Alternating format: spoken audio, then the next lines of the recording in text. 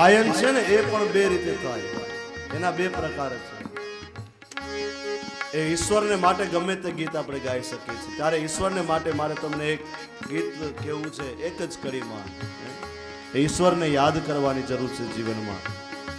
જ્યારે વૃદ્ધ થાય ને ત્યારે બધું યાદ આવતું હોય એટલે કે યાદ તેરી આएगी मुझको बड़ा सताएगी अब दिल टूटे अब दिल टूटे जान लेके जाएगी याद तेरी आएगी मुझको बड़ा सताएगी.